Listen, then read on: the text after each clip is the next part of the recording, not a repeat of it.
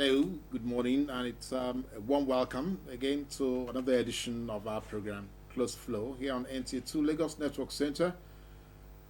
It's always our pleasure, I always say that, and I'm sure you also agree with me now that it's a great pleasure to also have you with us on this show. We try to put on the table, critical issues which we believe all of us will benefit from in trying to chart a proper course for how the dream Nigeria can come into reality. And we are not going to be doing anything less than that this morning because we have gone out again to invite into the studio yet another distinguished Nigerian to come speak to us or to come share with us experiences, perceptions, impressions, and probably questions and queries about why Nigeria has yet to achieve the great expectations many people actually believe that this country should by now be exhibiting. So this morning we are going to be looking at now that the season of strike everywhere also is there, arguing with the federal government. The federal government is saying no, and there are other people also who are saying no, you cannot do this and all that. So it's a season of the workers' dream or the workers' position in the Nigerian space. I have with me the board director of the Institute for Work and Family Integration. Is also a faculty member at Lagos Business School. That means is somebody who has been teaching others about life. And besides that, he's been also involved in communication, and marketing at some point. My pleasure to welcome Sir Chris Ogbechei to Close Flow. Good morning. Good morning. Thank you very much. And you're welcome. Okay, let's enjoy the benefit of having you here. So, how is the Lagos Business School? I know that's not part of our discussion, but I just want to know exactly. Are you doing is that place doing the right thing? Well, Lagos Business School is doing the right thing. At least it's one of the leading business schools globally, and one of the top 55 business schools in the world by FT Financial Times ranking in open enrollment programs. So it's a pride, and we should be happy to have such a school in Nigeria. I like that. Now let's come to this issue of what labor and employment environment is all about. The whole of Africa, well, the whole of the world. Let me say the whole of Africa. The whole of the world, except maybe some portions of Africa, seem to have embraced the notion of private sector-led economic framework for their countries. It is only in Africa that we are still having governments, deciding how the economy is going to grow. So, is your institute doing anything about how that can be changed? Are you looking at that critically? Are you studying the environment to say no, we should change it? We should. Is that part of what you're doing? No, let's start. The institute is actually, from the name, Institute for Work and Family Integration. The whole idea of the institute is say, how can we integrate work and family in such a way that both will win, and not people spending so much time at work and the family losing, or thinking that the family should have the upper hand and the work will suffer. Exactly. So it has to be a win-win situation. But to address the issue of African countries being led by government, let's not forget where we're coming from. Over the years, African countries were under colonial rule. And if you look at in terms of development of our economy, it was not that as big as you have in Europe. Government is still the biggest spender. Government is still the biggest force in driving the economy. But interestingly, many African countries, including Nigeria, have moved from government controlling business to align the private sector to get into business. The issue of privatization of government institutions is aimed at getting government out of business. But it does not mean that government does not have a role to play. We need regulators to make sure that the playing field is the same for everybody. We need government policy to enhance the environment such that investors can come in. But we are also constrained the fact that capital still has to come from outside and from inside. But at the same time, we have to develop the human capacity to be able to manage this capital and grow the economy. Okay, so let's bring this back home. So how the family and work can get into a win-win situation. So what do we have in Nigeria? We are essentially, it is all work and little family. If you look at the key urban areas, let's take Lagos, for example. Take an average worker whose office is right here on the island. He lives somewhere in the mainland. He spends at least 15 hours, if not more, on his job. Not if you include traveling time. Can you imagine when he leaves house at 4 o'clock? At 4 a.m. At 4 a.m. and gets home at 10 a.m. At 10 p.m. At 10 p.m. So, what time does he have to spend with his children? To spend with the wife?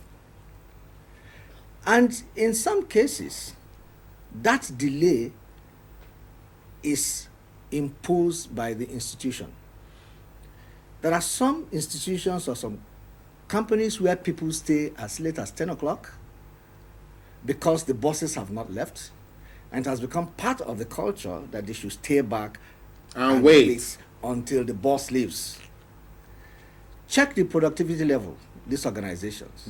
It's usually low. What do these people do after 6 o'clock?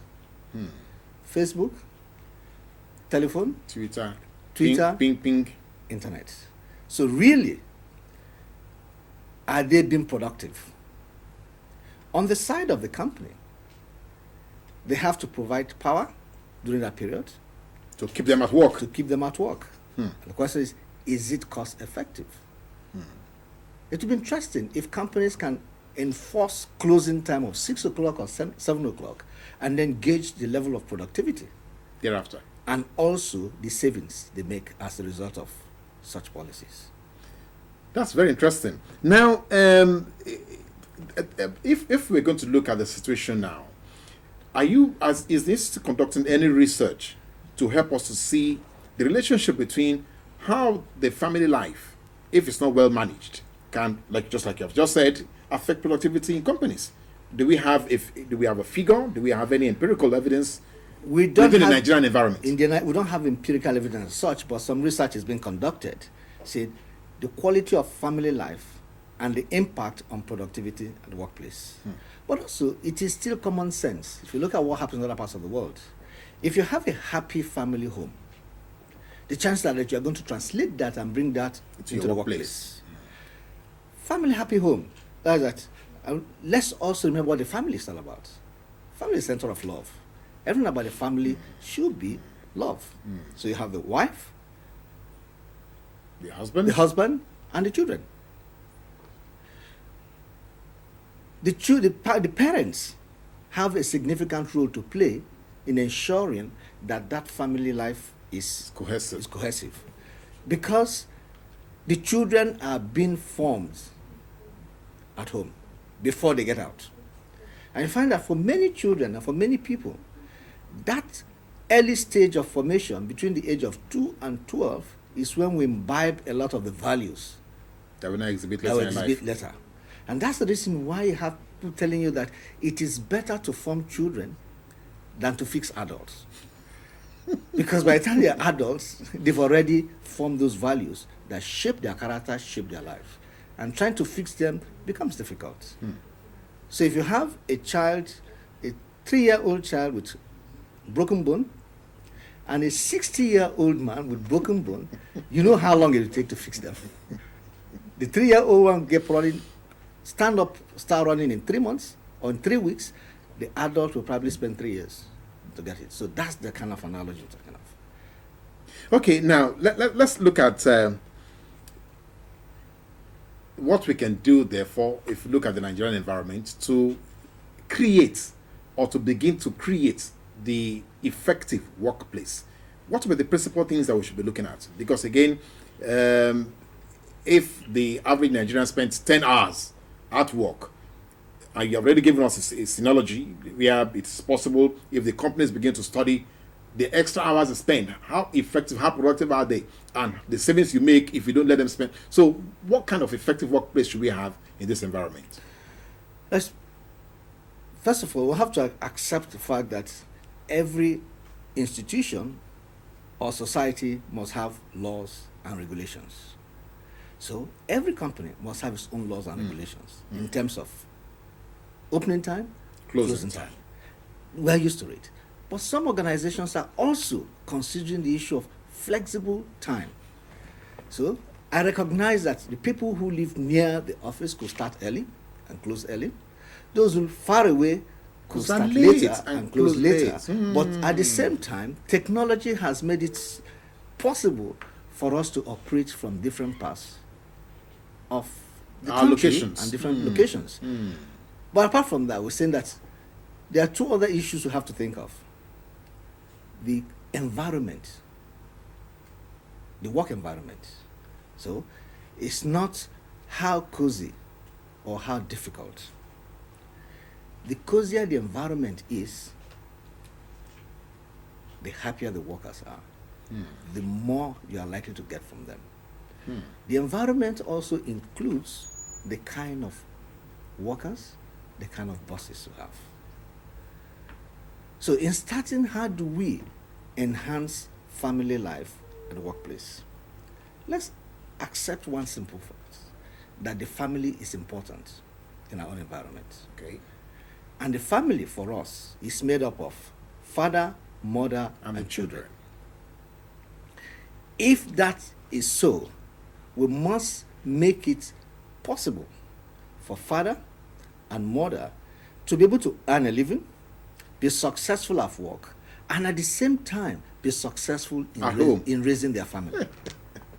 So it affects how they work, when they work, the kind of incentive, the kind of pay. But at the same time, how you create environment for them to be able to interact with their children, interact at home, and develop their children.